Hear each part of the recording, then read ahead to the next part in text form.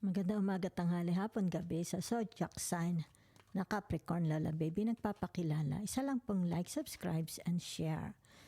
So, bibigyan ko po kayo ng reading para sa buwan ng Pebrero. Okay? Yan, sa mga araw na tatakbo. Yan ha.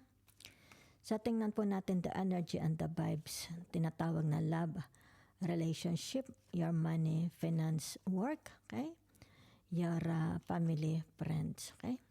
So, tingnan po natin. Kung kayo ay makaresonate, salamat ng marami. Okay? Isa lang pong like, subscribes, and share para po lumago naman ang, anong tawag dito? Channel ni Lola, ha? Okay. Yan. May darating na pag-ibig. Meron po. Yan na. Kita nyo. Lumabas ang tinatawag na pag-ibig. Okay? It's like, ito yung tamang, maaring tamang lugar. Okay? So, it's more kasi ang February is ruled by Aquarius, Uranus, di ba? Narito rin yung tinatawag Valentine's Day. Okay? Maaring tinatawag na dating. Magde-date sila for Valentine's, di ba? So, nasa love and romance po tayo. Yan. So, ibig sabihin nito, yung tinatawag na, it's like meron ditong magkakaroon ng pagbabalikan. Okay? Ibig sabihin nito, this time, kung nagkaroon man ng failure from the past, ang inyong love, okay? This time is nakikita na pareho na kayong matured, di ba? Pareho na kayong kaya nyo nang humarap, di ba? Ito yung tinatawag commitments. It's about commitment. Yayakapin na ito, ha? Okay. So, naririto ang tinatawag na it's like yung aprobado, okay? Maaari sabihin natin kayo ito. So, nakikita yung boto. Boto, halimbawa boto ang mga kapatid mo, boto ang buong family kung sino itong makakarelasyon nyo ngayon. Okay? So, maaring sabihin natin sila ito, di ba? Ibig sabihin, tinatawag na kayo ang ibigin sapagkat it's like tinatawag big shot, big time kapag Capricorn ang pinili. Okay? So, meron ditong tinatawag na convincing, okay? Kino-convince, it's about time. Maaari sabihin natin, ito na, wag mo nang pakawalaan, di ba? Yan na. Kumbaga dito kami ang saksi. Yan ha. Maaring sabihin na natin, baka ito is true friends, true family, may makikilala kayo, di ba? Baka ito yung tinatawag na yung tinatawag na i-matchmaking, baka ima-matchmaking kayo, di ba? Yun lang nakikita ko.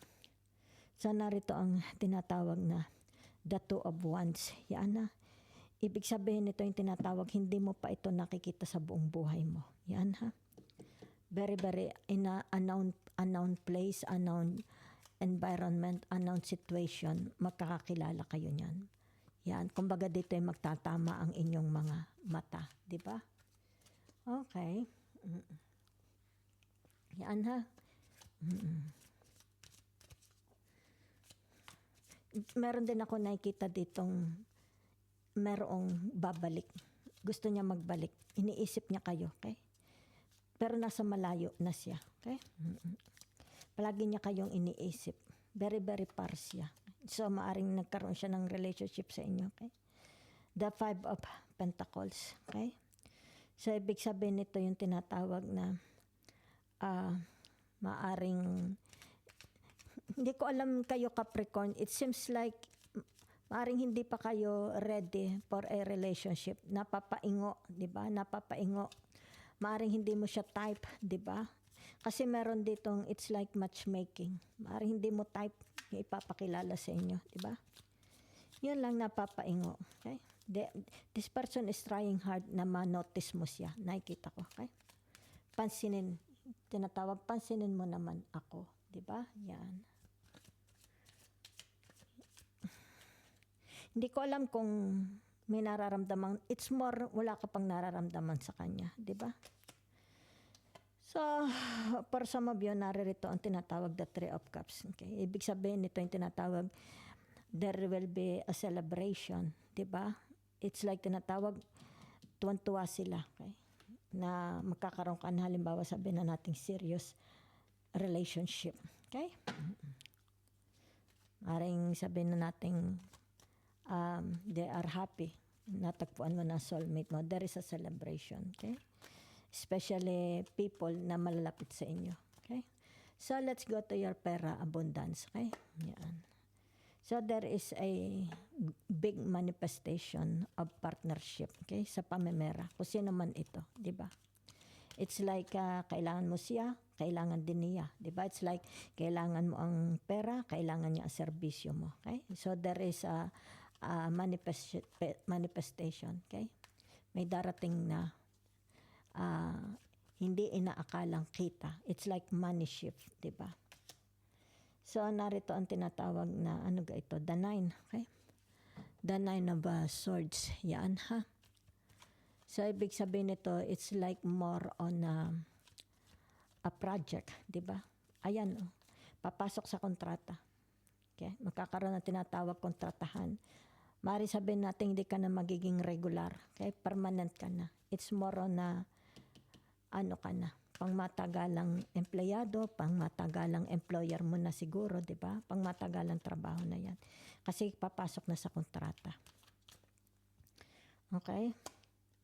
So, that's the energy. The Two of Wands, di ba? So, it's about expectation, di ba? Your expectation, their expectation. Dito, okay? Yan. It's like tinatawag, kailangan ko ang service mo, kailangan ko ang bayad mo, di ba? Yan. So it's more about expectation to each others, di ba? Yan. So let's see. Your pera and abundance, money, financial, work, career. Okay? So tinatawag na the Hierophant, okay? So, ibig sabihin nito, yung tinatawag, your expertise. It's about your expertise sa tinatawag the Nine of Swords. Okay? It's about your leadership sa tinatawag na the Two of Wands. Okay? Yan. It's about your tinatawag na you're very, very humanitarian, very, very kind. Di ba? So, it's more about tinatawag trustworthy. Okay? Yung pagtitiwala, their trust. They trust you. Pinagkakatiwalaan kanila, di ba? So, there is a role. It's like you will have a big role. Okay? Yan. So, merong inaasahang malaking kita. Okay? Inaasahan. Hindi mo inaakalang malaking kita. Okay? There is a money shift. Yan, for you. Dito, yan, no? Kita ninyo. Okay? Yan. So, let's see. The Aquarius. Okay? Ibig sabihin nito, the new you. Okay? Yan. It's about you. Okay? So, let's say, sabihin na natin, oh, ikaw, welcome me. Okay? We welcome you. Yan, welcoming you. Di ba? So, papunta na ito sa tinatawag na money magnet. Di ba? Wealth. Yan, ha? Okay? Napakaganda po. Yan. So, tingnan natin the energy of family, friends. Yayaman kayo. Mare-resolve ang inyong tinatawag problema sa pamemera. Dahil meron ditong money shift. Yan, bigla ang kita. It's like a big money. Big salary. Big increase. Okay? So, narito yung family friends, di ba? So, ito yung tinatawag the Seven of Swords, di ba? Nandyan yung relationship nyo sa mga kaibigan, pinsan, mga kapatid. Okay? Yan. Magulang. It's more about tinatawag na family and friends ito. Okay? So, for some of you here, narito ang tinatawag na the Hangman. Okay? So, nakikita ko for you here is separated. Okay? Separated kayo sa kanila. Let's say, ang bahay mo is separated. Yan. It's like, ang iyong relationship public, 'di ba? Separated, okay? Ang iyong relationship sa mga kapatid mo separated. It's more about nakikita very very private person kayo, 'di ba? Okay? It's like tinatawag, you don't invite people into your house, 'di ba? Oo, very very nakasarado kayo palagi. Yan ha. Maybe tinatawag na you prefer alone. You never invite people to come in your house, di ba? It's like sabihin natin mga friends mo, they don't know where you live. Your family, they don't know where you live. Very, very private, okay? So, ibig sabihin nito, yan, you have your own. It's like, for some of you, maybe lilipat kayo ng bagong bahay, di ba? Baka mag-apartment ka. O baka magpapatayo ka na ng bahay mo, di ba? So it's about tinatawag independence, solo life, independency, di ba? A quiet life. You want a quiet life, nakikita ko. Okay? Maybe masyado siguro maingay the members of the family, so you want to alienate yourselves, di ba? Para magkaroon ng tinatawag balance, magkaroon ng balance yung iyong thinking. You are very, very private person, okay? So yan ang nakikita ko for you, okay? Yan. Nakikita dito na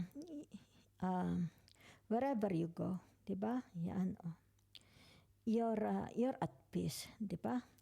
Nakikita dito palagi kayo nag-iisa. Okay? Mm-hmm. So sa paglalakbay nyo, saan man kayo magpunta, whenever you travel, konti lang ang dala-dala nyo.